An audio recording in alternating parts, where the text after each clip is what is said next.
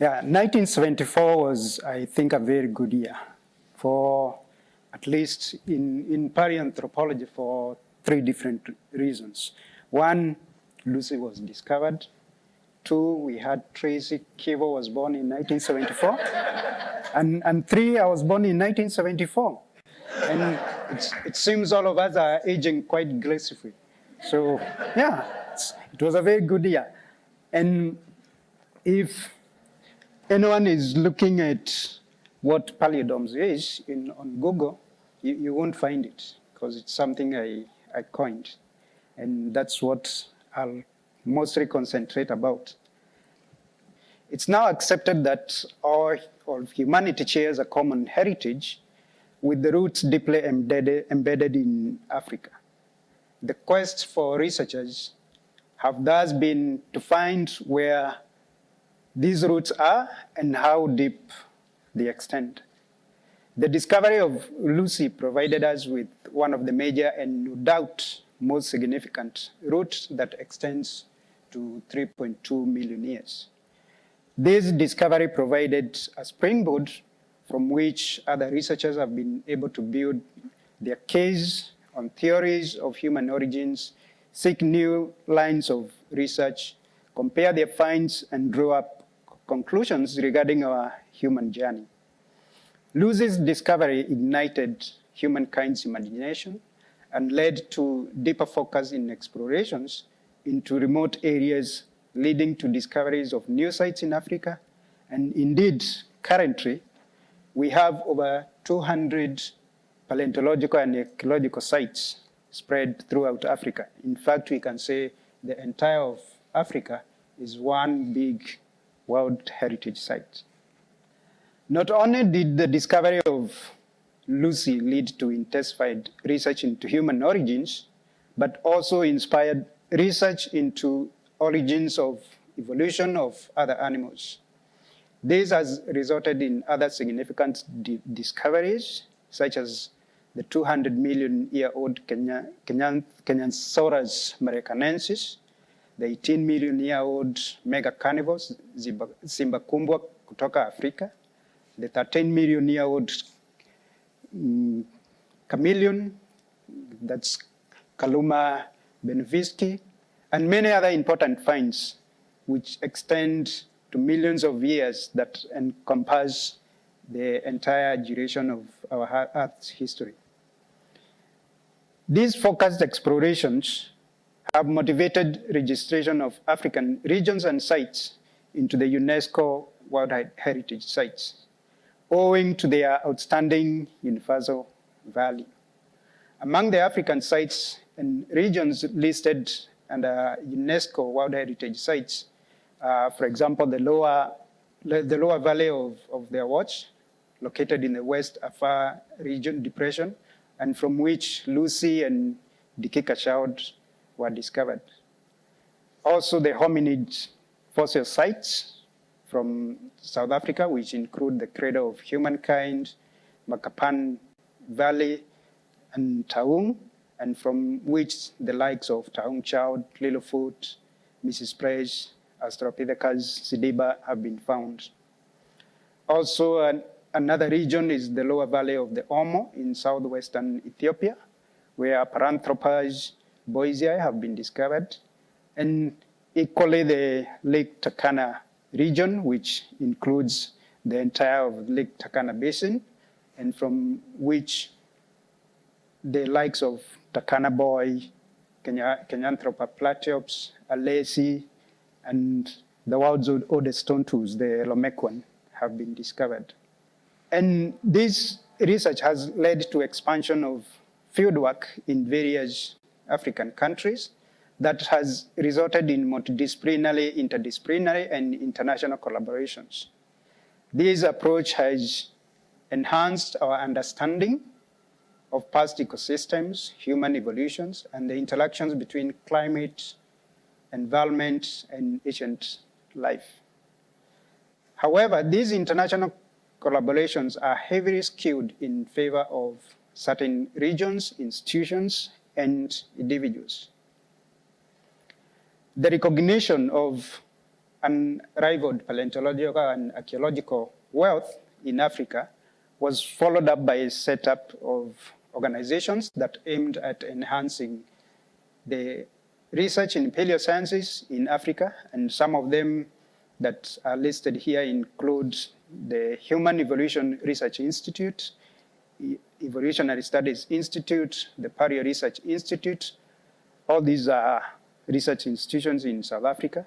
And we have institutions that also facilitate in terms of funding. In Africa, we have PAST, a genus, and then we have institutions that enhance our presentations in conferences and all that. These are based in Africa, like the ASAPA, AFQA, and EAPP. Through these support initiatives, research in Africa has flourished, resulting in millions of fossils and artifacts that are under custodianship of museums, research institutions, and universities. This is the heritage that I want to talk about. The fossil and archaeological heritage entail not just the physical objects, but also data emanating from research into these objects. And as such, this heritage should be viewed comprehensively from where it's obtained, the process of obtaining it, the research on it, the curation, access by other interested parties, conservation, and public dissemination of the research findings.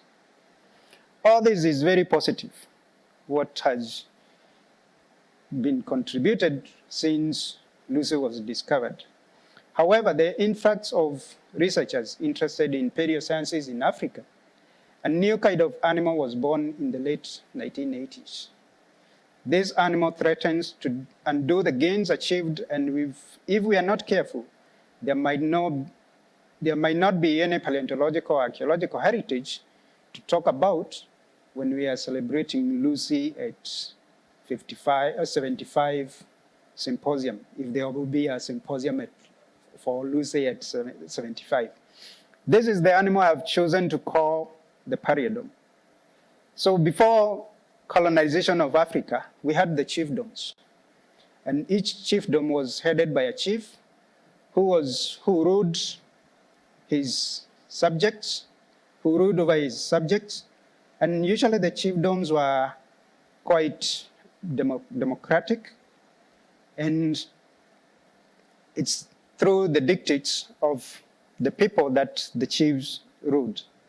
But the Paleodoms are a totally different thing. So from the late 1980s and the early 90s, the paleosciences saw the rise of Paleodoms that were equivalent, let me go back to that, the chiefdoms, devoid of democracy or council of elders, and they were research entities under somewhat a single autocratic leader. So what is the hierarchy of the Paleodoms? A Paleodom is centered around a single paramount leader who exercises both direct and indirect control over multiple research groups. His or her powers owe to the fact that they were the originators of the research group. They are the ones who have the exploration and excavation permits, or they are the ones who are able to secure the largest research grants. Let me emphasize this. Not all research groups that are working in Africa would be considered Paleodoms. But the reality on the ground is such groupings exist. Though we talk about them in hushed tones, and the bottom line is, in the Paleodom, you toe the line. So what do Paleodoms control, and why are they a threat to African heritage? According to UNESCO, heritage is our legacy from the past, what we live with today, and what we pass on to the future generations. Our cultural and natural heritage are both irreplaceable sources of life and inspiration. We all thus have a duty to protect, preserve, transmit, this heritage for the common good of all humanity to the future generations. First, the paleodoms control paleontological and archaeological sites. They restrict who has access to these sites, even if in instances where they do not have permits for specific localities.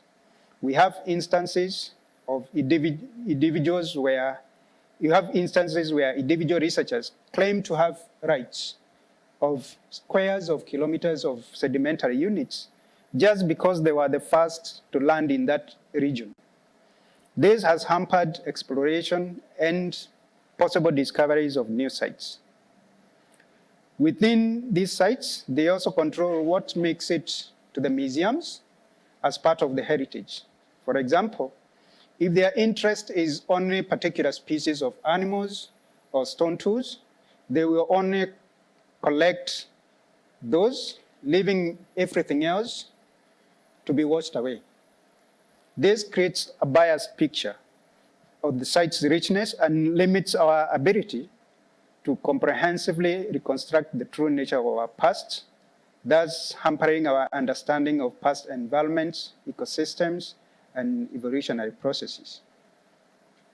Second, the paleodoms control who has access to fossils and artifacts from their research expeditions. It is perfectly okay to control access before initial publications. However, the paleodoms extend their control of fossils and artifacts many years after the initial publications. Woe unto you if you're not their friends or their descendants.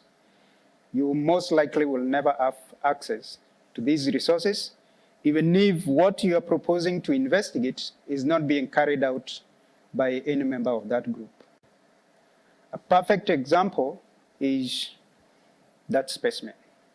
That's Aurorin tugenensis, which has disappeared since it was discovered, and we don't know where it is.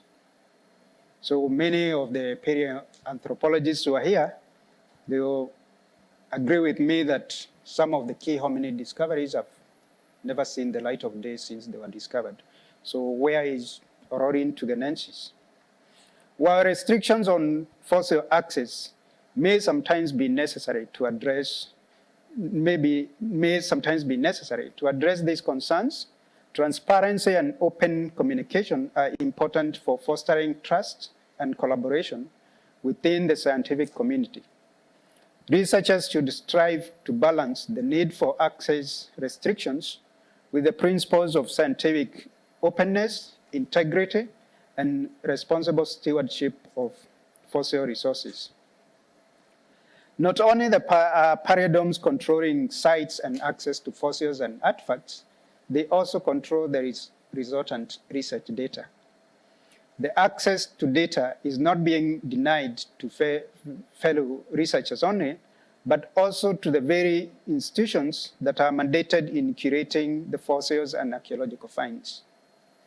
There are instances where curatorial institutions are in possession of fossils and artifacts without accompanying metadata of where they were collected, by who, and when. These fossils and artifacts have become useless as a heritage object. In addition, some researchers never submit publications emanating from their projects to curatorial staff for update on data pertaining to specific fossils and artifacts. As such, you get numerous instances where data associated with such heritage is outdated and erroneous. That's within the curatorial staff.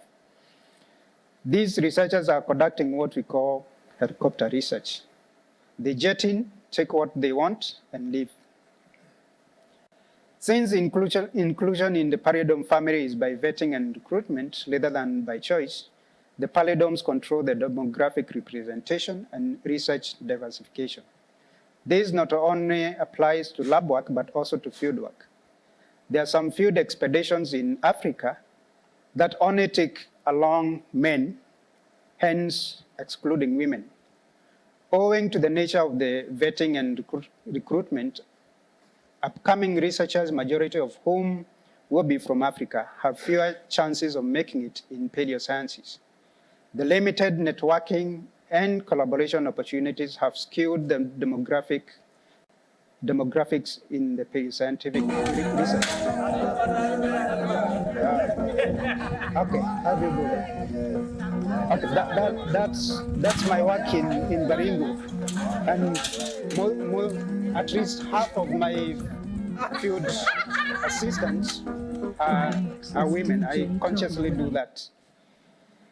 Access restrictions can hinder innovation in paleontological research by preventing scientists from exploring new methodologies, techniques, and approaches.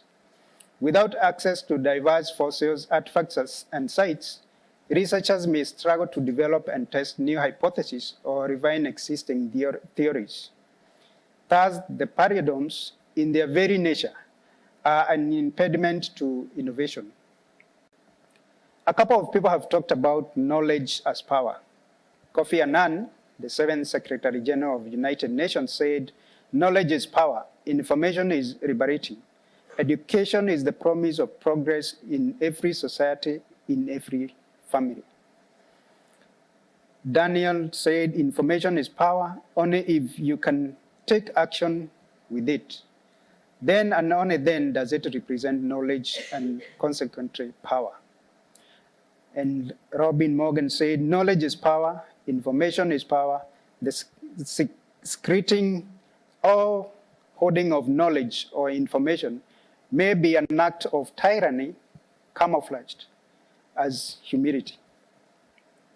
Thus, restricted access to paleontological and archaeological heritage, restricted access to data, biased flow of information, control of demographic representation and research diversification ultimately stifles education and training, impedes learning and skills development, hence taking power from individuals and communities entrusted in taking care, preserving, and conserving African heritage on behalf of all of us.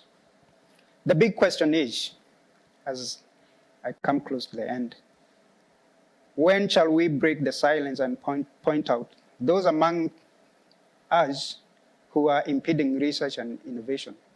When shall we embrace inclusivity?